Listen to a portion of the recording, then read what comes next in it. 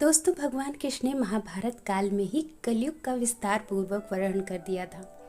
कलयुग में लोग कैसे होंगे, जीवन कैसे व्यतीत होगा, लोगों का व्यवहार एक दूसरे के प्रति कैसा होगा, यह सब उस काल में ही बताया जा चुका था। यहाँ हम प्रस्तुत करेंगे कि भगवान श्री कृष्ण द्वारा कलयुग के बारे में बताई गई 5 कड़वी बातें जो आज 100% सच हो रही हैं। महाभारत काल में पांचों पांडवों के मन में कलयुग के बारे में जानने की जिज्ञासा थी। उन्होंने श्री कृष्ण से एक बार पूछा कि कलयुग में मनुष्य कैसा होगा, लोगों के विचार कैसे होंगे और मोक्ष प्राप्ति कैसे होगी, क्योंकि कलयुग में मोक्ष प्राप्ति करना बहुत मुश्किल होगा। ये प्रश्न सुनकर श्री कृष्ण ने पांचों पांडवों को वन में जाने को कहा। साथ ही ये भी कहा कि जो तुम वहां देखो उसे मेरे पास आकर विस्तार से बताना। श्री कृष्ण का आदेश पाकर पांचों भाई वन में गए और कुछ समय बाद वापस आए।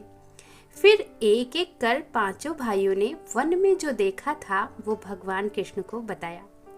सबसे पहले युधिष्ठिर ने श्री कृष्ण को बताया कि उन्होंने वन में 2 सूंड वाले हाथी को देखा। तब कृष्ण ने कहा, बिल्कुल, कलयुग में ऐसे लोग राज करेंगे जो बोलेंगे कुछ और कुछ करेंगे और ये लोग दोनों ओर से शोषण करेंगे। उसके बाद भीम ने बताया कि उसने वन में देखा कि एक गाय अपने बच्चे को इतना चाट रही थी कि उस बच्चे का खून निकलने लगा। तब श्री कृष्ण ने इसका अर्थ बताया। श्री कृष्ण ने बताया कि कलयुग का मनुष्य अपने बच्चों से इतना ज्यादा आसक्त होगा कि ऐसी ममता के कारण बच्चों का विकास ही रुक जाएगा। यदि किसी का पुत्र साधु बना तो सब उसके दर्शन करेंगे, परंतु यदि स्वयं का पुत्र साधु बना तो माता पिता दुखी हो जाएंगे, रोएंगे कि मेरा पुत्र किस राह पर जा रहा है। कलयुग में लोग बच्चों को मोह माया और परिवार में बांध कर रखेंगे। इस तरह उनका जीवन वहीं नष्ट हो जाएगा। फिर कृष्ण ने कहा कि तुम्हारे पुत्र तुम्हारे नहीं बल्कि तुम्हारी पत्नियों की अमानत हैं और पुत्रियां तुम्हारी अमानत हैं। यह शरीर मृत्यु की अमानत है और आत्मा परमात्मा की अमानत है। इसी तरह भीमसेन के बाद अर्जुन ने बताया कि उसने एक पक्षी को देखा। उसे देखकर बड़ा आश्चर्य हुआ, जिसकी पंख पर वेद की रुचाई लिखी हुई थी, परंतु वो एक मनुष्य का मांस खा रहा था। यह देखकर मैं हैरान हो गया। तब श्री कृष्ण ने बताया कि कलयुग में ऐसे लोग होंगे जिन्हें विद्वान तो कहा जाएगा, किंतु उनकी मनसा यही होगी कि किसकी जल्दी मृत्यु हो जाए कि उसकी संपत्ति को अपना लिया जाए। कलयुग में ऐसे ही लोग होंगे। व्यक्ति का ओहदा चाहे जितना भी बड़ा क्यों ना हो, किंतु उसकी दृष्टि दूसरों की संपत्ति पर ही रहेगी। ऐसे लोग बहुत होंगे जो दूसरों के धन को छीनने को आतुर होंगे। वास्तविक संत तो कोई कोई ही होगा। अर्जुन के बाद फिर नकुल ने श्री कृष्ण को वन के बारे में बताया।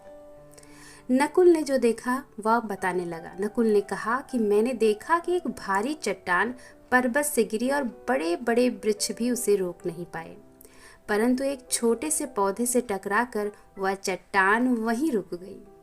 अब उसको इसका अर्थ नहीं समझ में आया। तब इसका अर्थ बताते हुए श्री कृष्ण ने कहा कि कलयुग में मनुष्य की बुद्धि क्षीण होगी, उसका जीवन पतन होगा और इस पतन को धन या सत्ता के वृक्ष रोकने में सक्षम नहीं होंगे, किंतु हरि नाम रूपी एक छोटे से पौधे से मनुष्य का जीवन पतित होने से रुक जाएगा। हरि कीर्तन से मनुष्य की बुद्धि प्रबल होगी। अपने चारों भाइयों की तरह सहदेव ने भी भगवान कृष्ण से वन की बात बताई।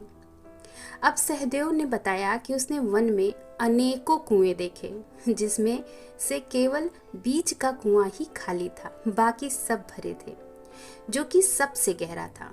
कृष्ण ने सहदेव को इसका अर्थ बताते हुए कहा कि कलयुग में धनी व्यक्ति अपने शौक के लिए पुत्री के विवाह में या उत्सव में बहुतायत धन खर्च करेंगे, परंतु यदि किसी भूखे को देखेंगे तो उसकी सहायता करने में किसी की कोई रुचि नहीं होगी। इंद्रियों की संतुष्टि मदिरा पान मांस भक्षण और व्यसन में धन खर्च किया जाएगा। जो लोग ऐसी आदतों से दूर होंगे उन पर कलयुग का नहीं बल्कि परमात्मा का प्रभाव होगा।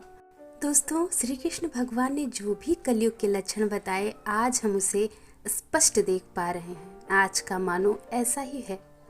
अगर आपको यह वीडियो पसंद आया है तो वीडियो को एक लाइक और चैनल पर नए हैं तो चैनल को सब्सक्राइब जरूर करिएगा। मिलते हैं अगले वीडियो में। धन्यवाद।